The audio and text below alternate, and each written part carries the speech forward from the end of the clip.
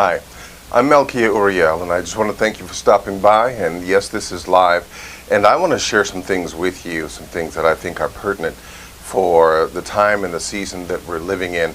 I know that you know that the present situation about the virus, it's everywhere, right? It's in the news. There's more than likely there's businesses and hotels and places closing up near you. People are being told to stay home.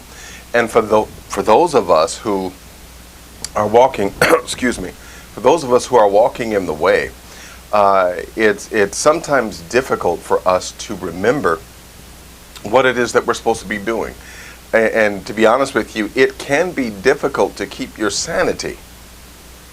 It can be difficult to keep your sanity in moments like this. You lose track of what is required of you. There comes a time when you think to yourself, well, what if this escalates? What if there's violence in the street? What if I die, right? Got to keep it real, 100. What if we perish? What if we're put into situations where everything that they're telling us is the truth, and that there will be things that happen to us? Are FEMA camps real? I mean, are the Walmarts really being turned into FEMA camps? All of these thoughts come across our mind, right? All of these thoughts come across our mind, and to be honest with you, we don't know. You don't know. I don't know. We don't know, right? I remember when I was growing up as a child, we lived across the street from the projects, right? That was roughly about like 1970 when we moved to the neighborhood where I grew up as a kid, and those were the 70s, right? Those were the 70s, but I later on found out in life that the actual living in the projects and that becoming a phenomenon and that becoming a reality, it was actually invented in the 50s. In fact, in the 40s and the 50s, there were experiments done to see how people would react and how people would live and what would be their social condition and what would be their mores, if you will, by being subjected to such conditions. And then later on in the 1970s, of course, we understand that, that there are such things as projects, and it becomes a way of life. And it becomes such a way of life that we take a look at shows like Good Times, right? Which was about people in the projects. So we don't know how long things have been developing. We don't know how long the enemy has been planning and scheming and plotting against us. But I'll tell you one thing. I don't care. I don't care how long they've been scheming, right? Because I happen to know deep down inside my knower that they've been at it for quite a long time. In fact, these are ancient feuds and ancient ideologies of hatred against Yahweh, our Elohim, and also us. And when you think about it, it's been going on for thousands upon thousands of years. And so that being the case, we cannot get it twisted, right? We cannot get it twisted. It is what it is. We just simply don't know how long things have been developing. We don't know how long this has been in the plans. We could talk conspiracy theories until we're blue in the face. It does not matter. What does matter is that it says in Tanakh, it says, listen, they're going to gather together, right? They're going to come against you. They're going to gather together, but it's not going to be by me. I'm not going to be the one sending them, right? So let's get the delusion out of our head that that basically, whatever happens to us, it's automatic. In other words, whatever we're confronted with, it's automatically Yahuwah that is bringing it. No, that is not necessarily the case. Something can come to your doorstep that our Elohim has nothing to do with. For he says, once again, they will gather together against you, but it's not going to be by me. I'm not going to be the one orchestrating it. I'm not going to be the one sending it. I'm not going to be the one behind it. I'm not going to be the one empowering it. But let me just take a little side note here. We're living in a day and an age and in a society where the narrative, where the spiritual and scriptural narrative have been flipped and changed in order to support a narrative that is doom and gloom. Listen to me when I tell you this, right? Doom and gloom. The world, all of us, because of Christianity, and because of the apocalyptic literature of Christianity, basically, the book of Revelation, many of us are expecting an antichrist. We're expecting the world to get worse and worse and worse and worse. We're expecting for everything to just go to hell in a handbasket. And so we have come to expect it. Listen, if you expect it, you're going to get it, right? Just think about some of the things that you learned about the law of attraction. If you're on that vibration, it's going to come to you. And so one of the things that Christianity has done is it has convinced humanity as a whole that the world is supposed to get worse and worse and worse. In the Hebraic beliefs that I embrace, the world itself, the world is in the hand, the world is in the crucible of our Elohim, and not only that, but that even Hasatan is not some rogue that has more power than God or even thinks he has more power than God. He was just someone who wanted to be like God, but he is someone, and let me even backtrack, he actually is someone who's like a prosecuting attorney for our Elohim. But Christianity flips the script and has him in a almost in a Zoroastrian kind of a motif where he's against God, and there's this alter ego, or there's this alter side of God that's really the devil. Listen, it's been flipped, right? The narrative has been changed to hide the guilty, and so here we are as listen, by the thousands, we are believing that the world is going to get worse. It's just going to get so bad. We're not going to be able to stand it. There's going to be an antichrist, and we already have it affecting our economics. You're not going to be able to buy. You're not going to be able to sell. You're not going to be able to do anything because, it's just going to get so bad. And guess what? That narrative is being invested in every time you read a headlines or see a news story that talks about the doom and the gloom and what's getting bad and who did this and who did that. And it's a never-ending abyss. It's a never-ending story. It's a never-ending abyss where we sink into the depths of darkness and despair, right? And listen, I'm sick of the narrative. I'm tired of it. Why? Because it's false. It's absolutely false. Listen, in the Hebraic understanding of things, right? Shabbat comes every seventh day. Now, wait a minute. Wait for it, because you've heard this before. That Shabbat is the seventh day. Now, we know that a day with our Elohim is as 1,000 years, right? And so now, just listen, just entertain me for just a moment, entertain me for just a second, and understand that if that is the case, that a day is 1,000 years, when we reach the end of the 6th day cycle, and we enter into the 7th day, or the 7,000 years, or the 7th of 1,000-year periods, right? That is going to be Shabbat basically for creation. Now, wait a minute. Hold the phone for a second. Now, for those of you that have been practicing Shabbat, for those of you that practice Shabbat every 7th day, you listen, what do you do? I need to ask you that question. What do you do? What do you do? Right? Because Shabbat, listen, I know some people say, well, it don't matter what day you worship on. Paul said, listen, don't give me what Paul said. Don't even talk to me about Paul, right? You call yourself a Christian, but yet and still at the same time, you honor the words of Paul over Yeshua, the one who you say is your Savior, that died for you. That's what you say, but yet you put his words, Paul's words, over Yeshua's. Doesn't make any sense to me. So don't talk to me about Paul, right? Don't say a word to me about Paul. But when you take a look at Shabbat and when you practice Shabbat, what happens?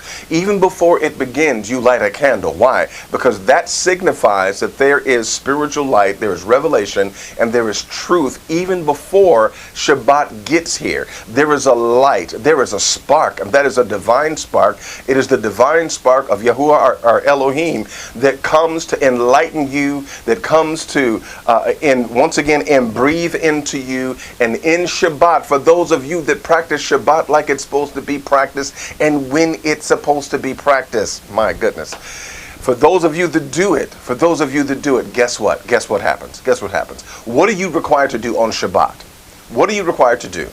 You are required to pull yourself away from secular activity, away from the secular world, away from secular concerns, away from personal gain, away from everything that is not conducive and harmonious and germane to a mentality and a spirituality whereby Yahweh, our Elohim, can just simply fill you from the bottom to the top, and you be full of his insight, full of his word, and full of his meditation. That is what Shabbat is. Now, wait a minute. If you enter into the 7,000-year period, you automatically enter into a Shabbat of years, a Shabbat of 1,000 years, 1,000 years. Now, 1,000 years of what? I know some people say, well, it's going to be 1,000 years of pain, 1,000 years of everything being torn down. Wait a minute. Now, I gotta say this. It's true, but it's also false.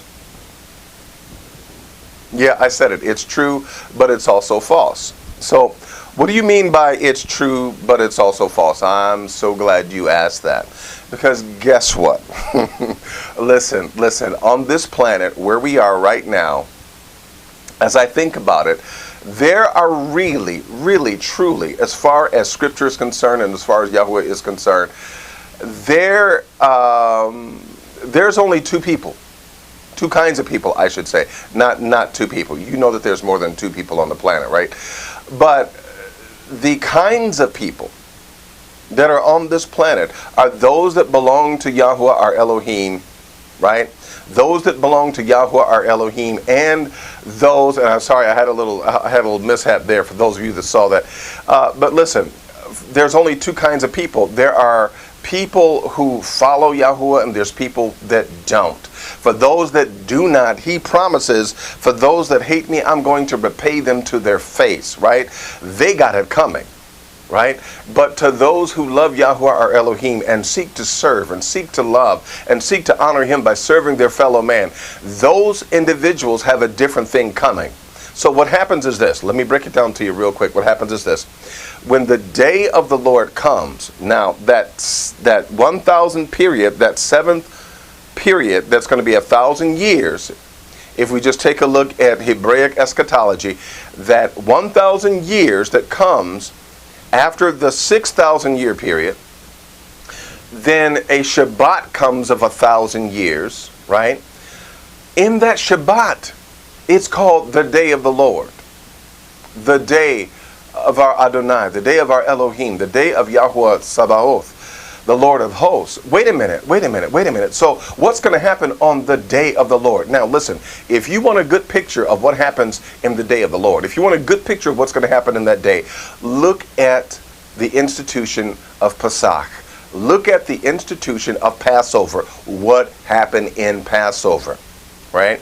Now listen, we're not going to get into the conversation about Ephraim and the importance of our Hamitic brothers and sisters along with our walk. There is a place and a space for our Hamitic brothers, right?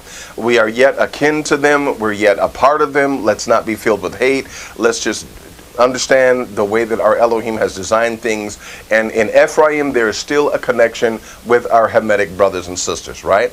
So there is no hatred there. There's only love there. We're not fighting against our Kemetic brothers. I used to be a Kemetic brother, right? I had a Kemetic name, and we could have that conversation. And I could tell you all about it. I could tell you about my participation in it. I could tell you about some of the lectures that I've done, but that's another time. That's another season. That's another story. But there is a connection with our Hamitic brothers. But when you take a look at what the day of the Lord is and Shabbat, listen, it is punctuated in Pesach. It's punctuated in the Passover. All right. So what happened in Passover? You know the story. You saw that Cecil B. DeMille movie. You saw that Cecil B. DeMille movie where Charleston Heston. No, okay, all right, let me stop. But even in the movie itself, you know, the blood was put upon the door, right? And when the blood was put upon the door, the angel of death passed by. But wait a minute. Stop, take a look, and think for yourself. in just this moment. Stop and take a look and just think. Look at the elements. Break it down, make it real. The firstborn being taken.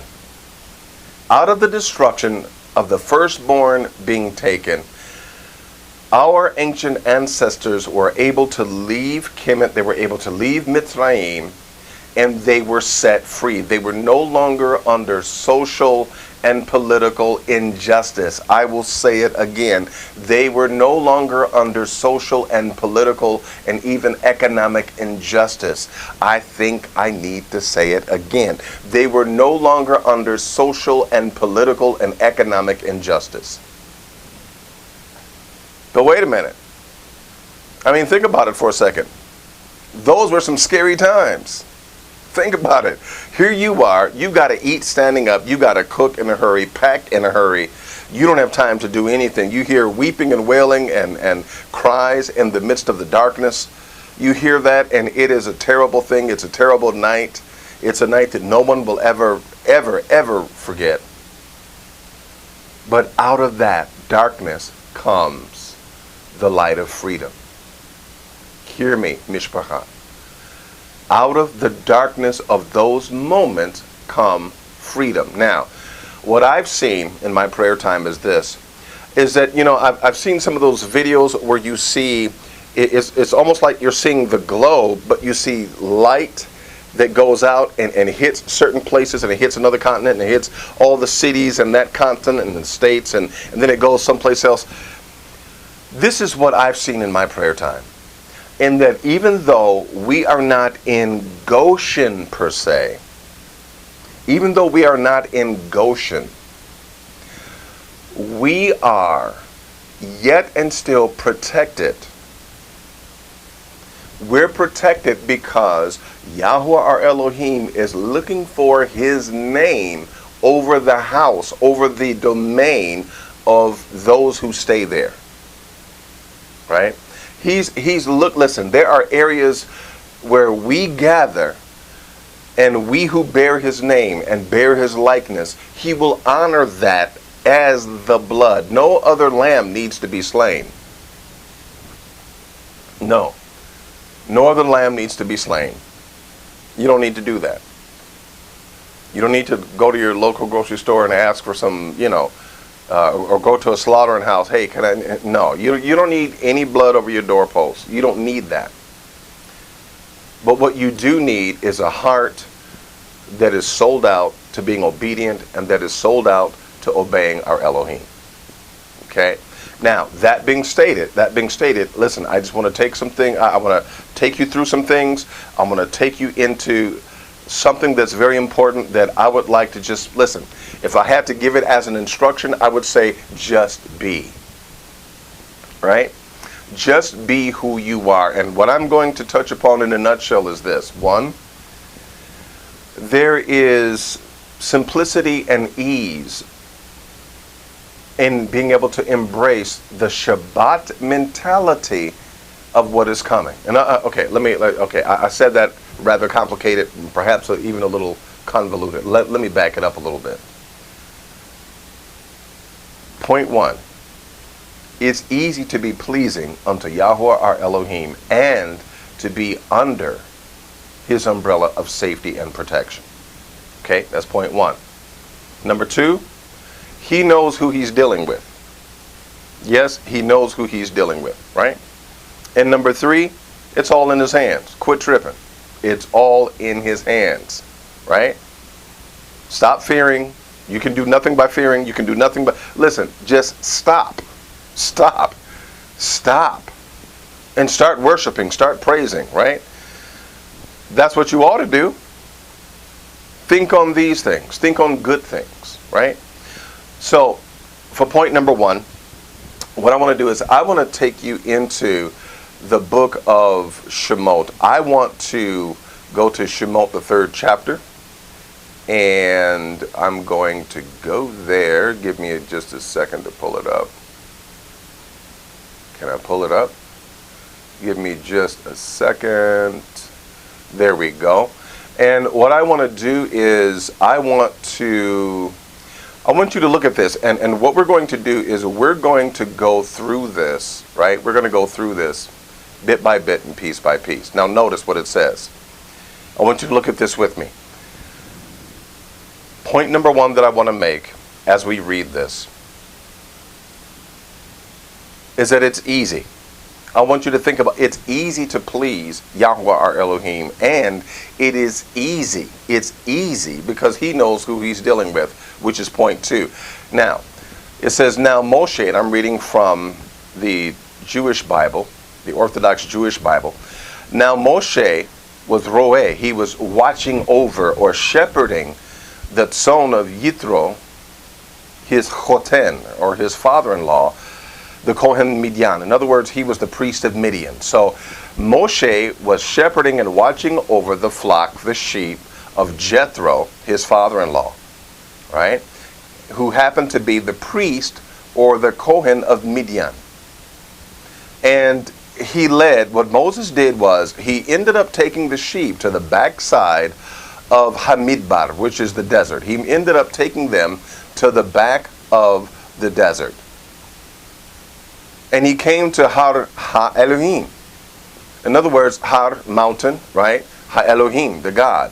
So he came to the mountain of God, even to Chorev. And the Malach. Now listen, I want you to notice this. I want you to notice this. Now I understand that many people say that Hamalach, that verse 2 shows you that there is a relationship between the angels and Yahweh our Elohim, and that sometimes the one is used instead of the other. Okay, so I understand that people say that, you know what, that they are interchangeable. See this verse. This verse says that the angel was there. But listen, I want to listen. That could be very well true. You can hold on to that. That's fine. I'm not knocking that. I'm not debunking that. But what I want you to do is I want you to think for a second, and I just want you to, how can I say it? I want you to just think for a moment of perhaps maybe a slightly different scenario. A slightly different scenario. I just want you to think about that for a second. So let's think about it. So Moses takes the sheep to the backside of the desert. Right? He takes the sheep to the backside of the desert. And the Bible already mentions that there is a malach in the midst of the bush. In fact, I tell you what. Let's continue reading. Let's continue reading here. And so, verse number 2, and the Malach Hashem, the angel of God, the messenger of God, the Malach Hashem, the messenger of God, appeared unto him in a flame, in a flame of ash or fire, out of the midst of the bush. And he looked. Now notice, he looked. Moshe looked. And hine, or behold, the bush burned with ash or fire, and the bush was not consumed. Moses is looking at this. Moses looks at this and he says, man, okay, bush is burning, right? Maybe lightning struck it, maybe something happened, but the bush is burning. And he's looking, and while he's feeding the sheep, he's looking at the bush, but the bush is not being consumed. Now, I want you to understand something here. Verse number 3. Let's take a look at verse number 3. It says, it reads right here, verse number 3, as we move it up a little bit. And Moshe thought, I will now turn aside, and I'm going to see this Moreh Hagadol, which is this great appearance, you could think of it as an apparition, but it's an appearing, and it's a great appearance. It's something that appears, something that you see and perceive. And some may say that it's an apparition, but it's really something that appears, and it's great. So it's something that he sees that is great. And what's great to him is why the bush is not burned up. Now, I want to stop here for a moment, and I want to mention to you just a simple point. And so the point that I want to mention to you is this. Moshe understood exactly who he was dealing with. He knew what would get Moshe's attention. He knew, listen, what I like to say and the way that I like to think about it is that our Elohim knew Moses' convincing strategy. We all have a convincing strategy. We all know exactly what will convince us. We know what we will believe. We know what it takes for us to get to say, yes, I believe that, right? We know that. Now, it may be unspoken, it may be subconscious, maybe self-conscious, but each and every one of us have a convincing strategy, right? We have things that we will go for. We have things that we understand. We have things that make sense to us. And when it makes sense, we believe it, and that's our convincing strategy. Yahuwah, our Elohim, knew Moshe. He knew exactly who he was. He knew where he was. And listen, let me also throw this in. The job that Moshe had is seemingly insignificant compared to the job that he was about to get or being given at this particular time. So what I'm saying is this, that whatever you're doing right now, it's already incorporated into the equation. Whether it's exactly what you're going to be doing or whether it's just something that's maybe a drop in the bucket in comparison, no matter what it is, our Elohim knows exactly what you're doing, and he's charting your course even in the midst of you doing what you're doing. If you feel like you're working a dead-end job, or perhaps you just got laid off just because of the virus, or maybe something else is going on, our Elohim knows exactly where you're at. He knows exactly every place where your foot is trod. He knows what you're dealing with. He knows your attention span, and he also knows your convincing strategy. He knows your convincing strategy. He knows what it takes to convince you.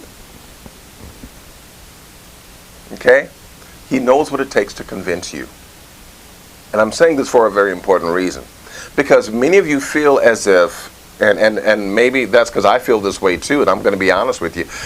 I feel like, man, I did get premonitions, or I did have an intuition that something was about to happen, but I don't feel like I prepared for it enough. I don't feel like I prepared for it nearly enough. I don't feel prepared at all for what is seemingly going to come down the path. Let me simply tell you this. Let me tell you this. Yahuwah, our Elohim, knows exactly what it takes to convince you on a certain level, to get you to act on a certain level. He knows exactly what to do. So if you had an intuition or you had a premonition, right, and you don't feel like you prepared enough, listen, set your heart at ease. Set your heart at ease. Because I got news for you. Newsflash. There's no way you could have prepared enough. There's no way. Listen. Unless you have a self-sustaining economy in your back pocket, and an army in your back pocket, and missiles in your back pocket, and you got a parliament, or you got a Congress, or unless you have all of that in your back pocket, there is no way that you could have prepared. Right? Unless you're completely self-sufficient in your own government, in your own place, with your own military and everything else that it takes to be a country, then you have to cooperate with someone else's system, or you have to, however you need to negotiate that, but you don't have your own government. And guess what? We don't have our own government. I don't care how much you feel like you could have prepared. You could never have prepared enough. I don't care who you are. I don't care what you have. You could not have prepared enough. So that being stated, I want to say that Yahuwah, our Elohim, knows exactly what would convince you to act and to move. He's got your number. He knows you. He knows what you think. He knows how you feel. He knows where you live, for real, for real, for real, for real. Okay? So as I just think about it, when you take a look at where we are right now, it's a very emotional place, right? It's a very emotional place. And in this emotional place, it's, how can I say it? It can be dark. It can be, we can question, right? We can question ourselves and say, did I do this right? Am I doing that right? And listen. I'm saying this to you because many of us feel as if, and I apologize, I have to sometime look away here because I need to make sure that I have the next thing lined up here and I get rid of that. Sometimes, when the rubber meets the road, you begin to question, you begin to doubt, you begin to rethink. Am I doing what I'm supposed to be doing? Am I following the way I'm supposed to be following? Have I done everything that I'm supposed to do? Listen, Yah forbid that any of us should lose our life in the midst of this particular struggle and this particular challenge. But listen, if we should lose our lives, if something should happen where everything goes to hell in a handbasket and here we are, we're stuck with far less than what we ever had before. Listen, whether that happens or not, you need to understand that you are in the palm of the hand of our Elohim, and He knows your convincing strategy. He knows what it takes for you, and He has you in His hand, and you're protected by Him. Okay? That's point number one. Now, let's get to point number two, because I want to go back into the scriptures here. I know, right? I just went off on a tangent. The scriptures. And I want you to see something here. Because what our Elohim does in dealing with Moshe, notice what it says in verse 4. And when our Elohim saw that Moshe turned aside to see, wait a minute. He knows his convincing strategy, and he knows what will get Moshe's attention. So when he notices that Moshe turns, Moshe turns to see, Moshe is coming to look at the bush. He's coming to feed his curiosity. He's coming because he's curious. Something has gotten his attention because the right bait, if you will, has been put out there. And so the consciousness of Moshe has been snagged or hooked, if you will, and Yahweh, our Elohim, is reeling him in. Now, what I'm going to say is this, is that at this particular point, it's where our Elohim, and this is me now, I'm just going to go ahead and say this. In this, our Elohim takes the place of an angel. Look, you step aside. I'm going to handle this right now. I'm handling this one. You lit the bush on fire. You got his attention. Okay, you did what I told you to do. Now that he sees, I'm going to deal with him personally. Now, that's just where I'm coming from. You can still hold to the fact that there's an interchangeability between Hamalach and our Elohim. That's fine. But at this particular point, I see where our Elohim says, okay, time for me to step in. I need to deal with him one-on-one. Why? Why would I say that Hashem, or why would I say that our Elohim, or Yahuwah, our Elohim, why would I say that he stepped in? Because it is at this point that even though there was a potential for a deliverer in Moshe, there was a potential for him to be a deliverer. It is at this point right here, right now, where Moshe is about to be born, or reborn, if you will, as a deliverer. Okay? He's about to be reborn as a deliverer. And so, who was it that created Adam in his own image and in his own likeness? It was our Elohim. Elohim did that, right? And so, when it comes to dealing with the creation of an individual, Hashem, or Elohim, or Yahuwah, our Elohim, he sees to it personally. He sees to it personally because you're just that important. He sees to your rebirth, your transformation, and your regeneration. He sees to it personally. So, angel, step aside. Moshe, I need to deal with you. I need to deal with you because you're about to be reborn. You were watching these sheep, but you're about to be reborn, and I'm about to make you a deliverer. Okay? So now, listen, let me recap for just a little bit. Number one, Moshe was just minding his own business. He may not have felt inspired. He may not have felt anything. All he saw was something that looked amazing, and he went to go see what it was about. Okay?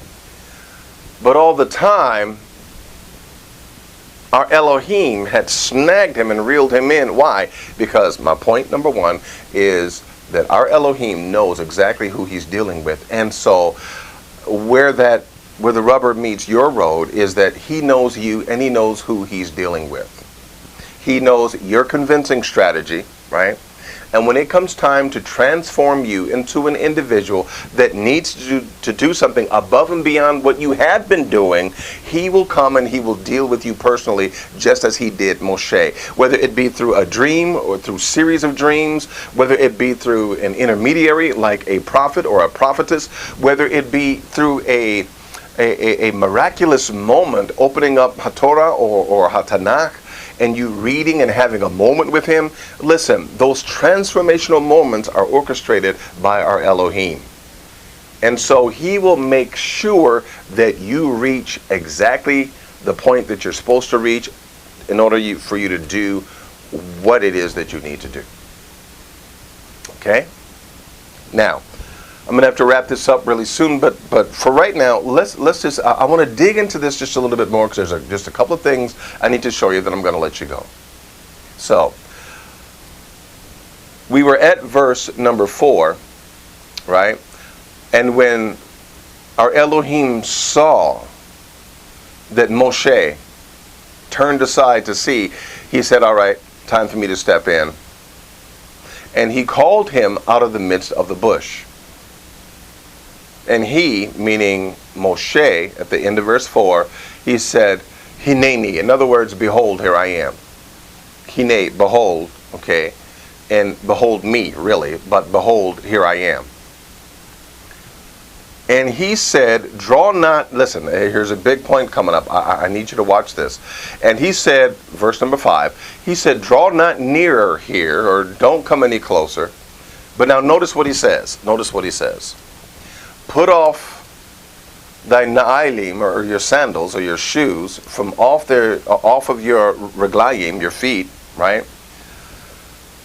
From hamakom, because the place, hamakom, for the place whereon thou standest is Ademat Kodesh. It is holy ground. Okay, so why is that so important? I'm so glad that you asked me that question, because I want you to think about listen, this is the backdrop to the point that I said that our Elohim knows exactly who he's dealing with. Moshe, at this point, he was on the run from the Egyptian law. He was guilty of murder, right? He did the wrong thing for a good cause, and he ended up committing murder. And then he runs away from the Egyptian government, right? And so now here he is on the run, and he comes across these people, marries into the family, right? But he's still a fugitive. In fact, he's wanted for murder. Moshe is wanted for murder. In Kemet, or in Mitzrayim, Moshe was wanted for murder. Pharaoh was looking for him, right? But wait a minute. Notice what it says here. Not only did our Elohim call him, but he said, take off your shoes, because the ground whereon you stand, it's holy. Why is that? I mean, I don't see.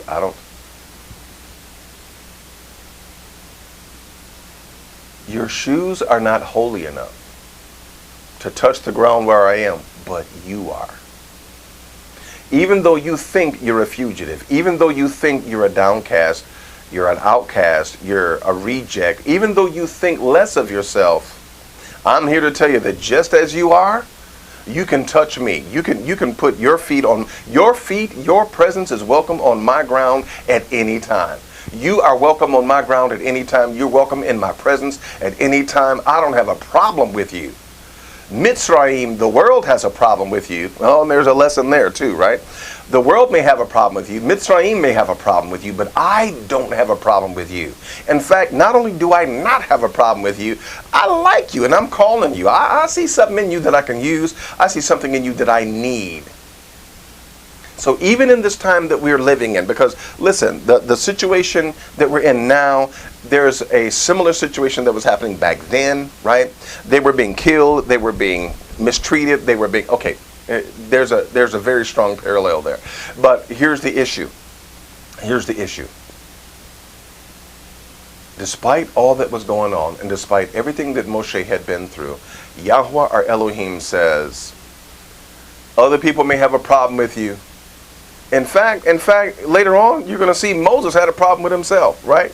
Moshe has a problem with himself. Yahweh, our Elohim, liked Moses better than Moses liked Moses. Because he says, look, I'm sending you to deliver the people, and you got to speak. Moses like, man, I can't speak. I can't talk. And in fact, our Elohim got a little upset. Listen. I used to think that it was, listen, when I was a chemetician, or I was into the whole chemet, I was into, when I was conscious and I was into that, I used to think that it was impossible for an individual to get God angry. I did. I said it's impossible by means of its very nature, because God is supposed to be all internal, and so nothing should be able to touch his emotions. His emotions should be able to, until a comparison came across my way that I could not ignore. What was that comparison? One day I went,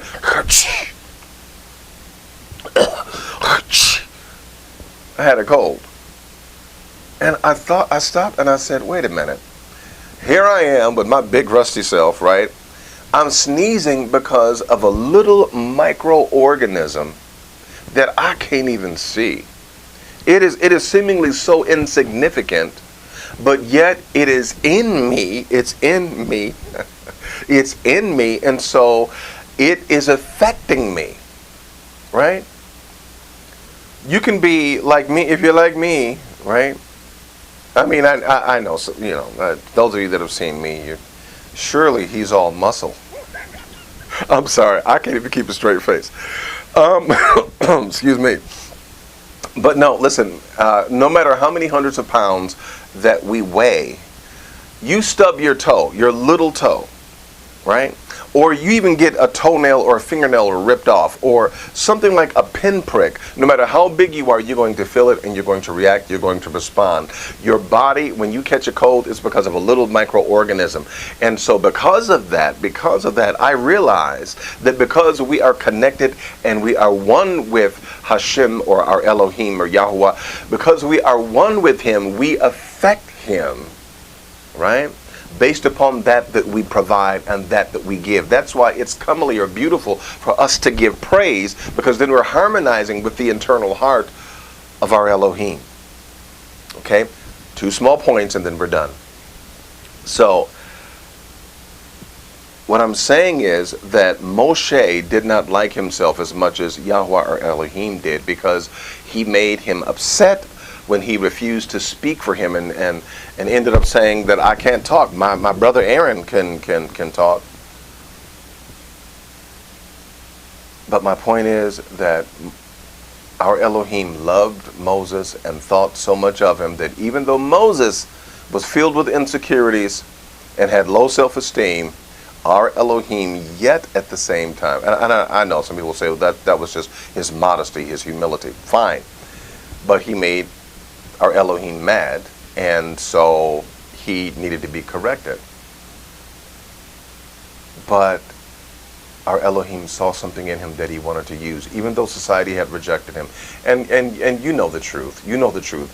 There are people who will reject us even from being Hebraic. They'll say, you're not Jewish, you're not Hebraic. Why? Because our skin is not white, and we don't have that Jewish look. You don't look Jewish. Right? There are people that reject us. There are people that reject any and everything that is not according to their liking. Well, here's my issue. It doesn't matter what they say. It doesn't matter what they think. It doesn't matter what they believe. Since Yahweh, our Elohim, has called us and is embracing us, this is all that we need to consider. One of the last points that I want to make as we take one last look at HaTorah right here, we are on verse number 6. Moshe has already taken his shoes off of his feet because Yahweh told him, your sandals are not worthy to touch the place where I am, but you are.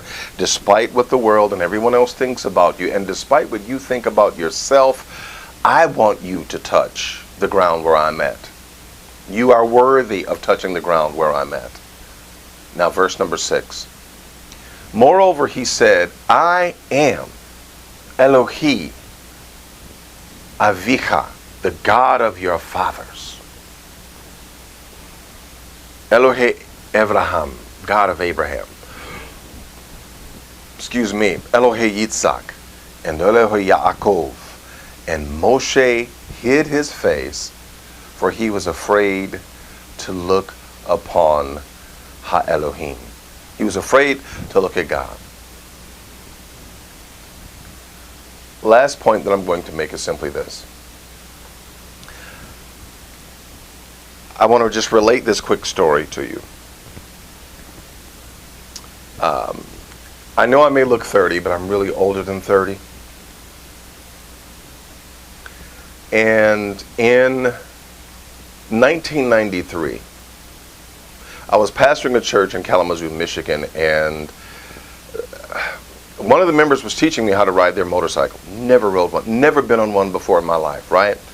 All I heard was, them things dangerous, right?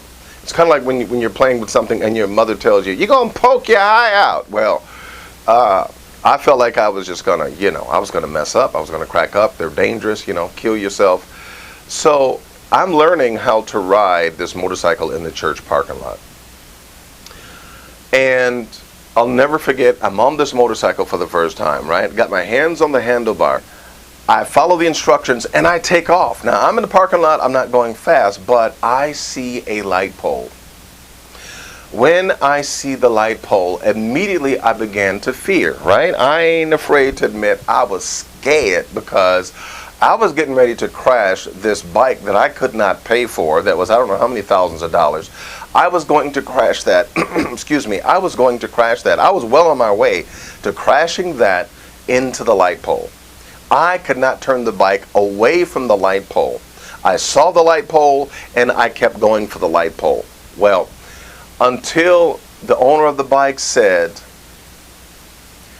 stop looking at the light pole. You go where you look. I turned away from I turned away from the light pole with my vision, and I was automatically able to steer in a different direction. 75 to 80% of our brain is geared for images and for being able to process vision. Which is why we're, oh boy, I wish I could get into that. Which is why we're here, because for those of us that are male, we are hazakar, we are the remembrance, right? We're the remembrance of Elohim. And so we're put here as a sign, as a spiritual billboard, right? Not necessarily words per se, but just the image itself speaks and preaches and speaks truth.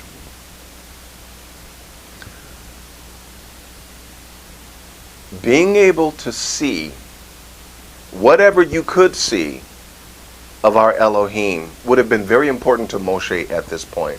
Why? Because this was a creative process where Moshe was being recreated into a deliverer, right?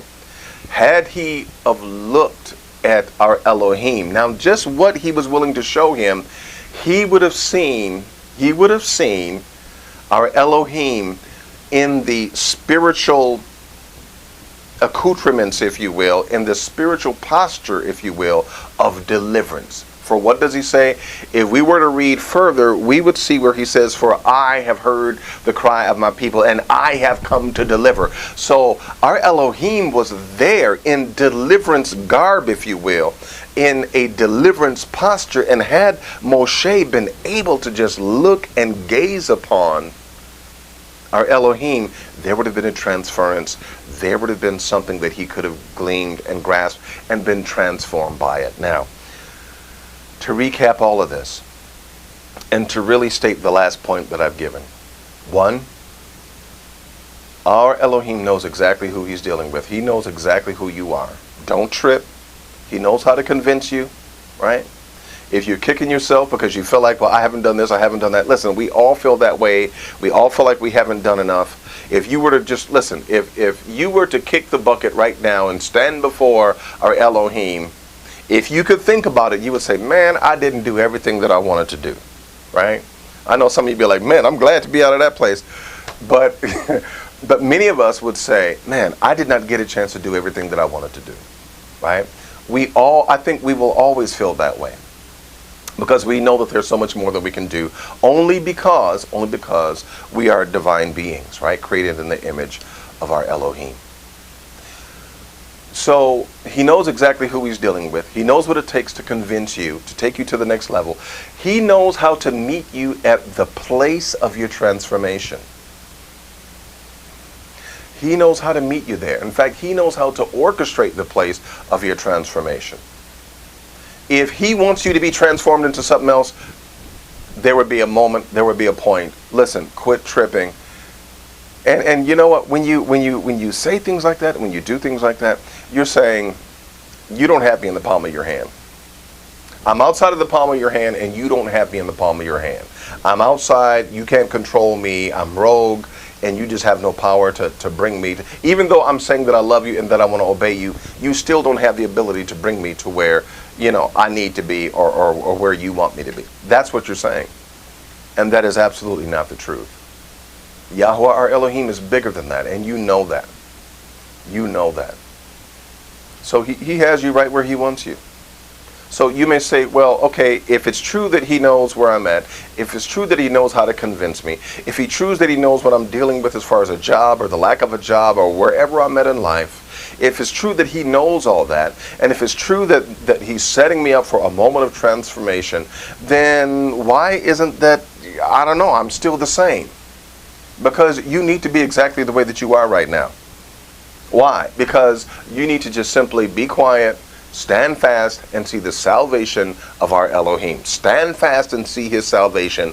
I'm not talking about the salvation that are you going to hell, are you going to heaven? No. I'm talking about the arm of the Lord physically, and through whatever means he finds and through whatever mode of operation he finds, where he saves you so that you're safe, you and your family are safe, you got bread on the table, you got a roof over your head, lights, so forth and so on. That's the kind of salvation I'm talking about. The salvation that has a physical and tangible effect as well as a spiritual effect, right? So this being the case, I want to just say to you that you're where you're supposed to be. And to the last point that I made about the motorcycle, we need to stop, we need to stop looking at all the negativity. Stop looking at all the negativity, because you are driving your soul towards the negativity, right? And into the heart of it. Look and focus on our Elohim. Focus on Yahweh, our Elohim, in praise and worship, and see what he is doing. See what he is doing. See and embrace the moment of our living Pesach, and see that moment and understand that we are being delivered. Let that be your testimony. Let that be your praise. We are being delivered. We're being watched over. We're being cared for. And listen, just go ahead and just harmonize with Melech David, that I am he that dwells in the secret place of the Most High. I abide under the shadow of the Almighty. I will say of Yahweh my Elohim that he is my refuge and my fortress, and in him will I trust. His name is a strong tower, and I will run into that name, into the comfort and the pavilion of that name and all that he is. And I'm going to trust and I'm going to believe in him.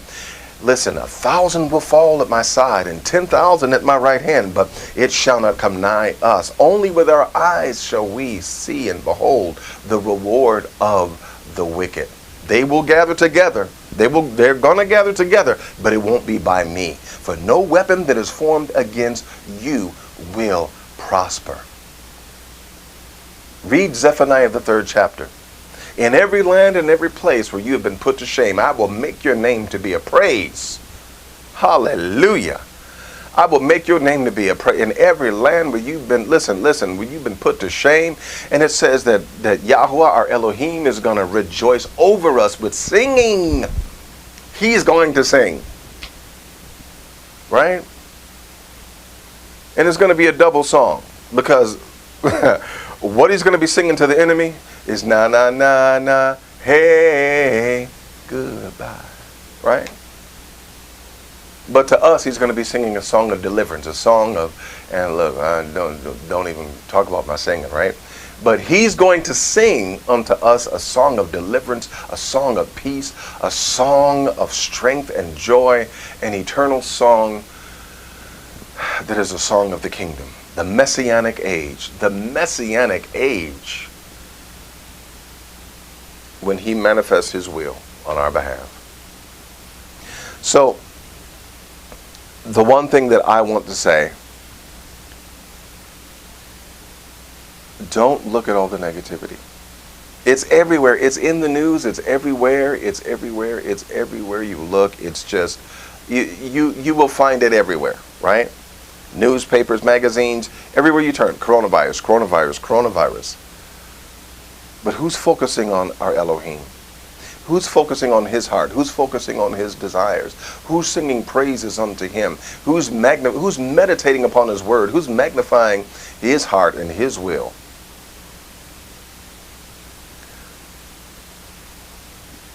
We need to focus, right? We need to focus. And so I said all of this to, let me remind y'all. I'm sorry, I got to look away so I can remind y'all of who I am. Bam. Take that. So when we take a look and focus on him, your emotional and psychological state begins to assume the correct posture. You begin to think and feel and understand what you're supposed to understand. In his presence is peace. I don't care if you're like me and you can't sing, but you try anyway. And you're like some of them people that get on American Idol where they cousins and told them they can sing, but they really can't. If you're like me, hey, sing before our Elohim and focus on him. Because without him, you're not going to make it. But with him, you will. So, stop tripping. He knows who you are. He knows where you are. He has you in the palm of his hand. Whether you have no water stored, no money stored, no anything stored, you are in his hand and it's going to be all right. Don't even worry about it. Just start praising and magnifying our Elohim. And you're going to find out. You're going to find out that he is far more. He is far more than you will ever need. As we get ready to just shut this down for right now, I want to thank you for taking out the time to listen to me. Thank you very much. And so I'm inviting you to stop by the website and to stop by Navi Beit Academy, which is going to be up and running soon. And I want you to stop by and just let us know, just give us a kind word or two. Subscribe to this channel, and we will keep bringing you what we feel that our Elohim has given unto us. So on this note, I want to thank you once again for being with us.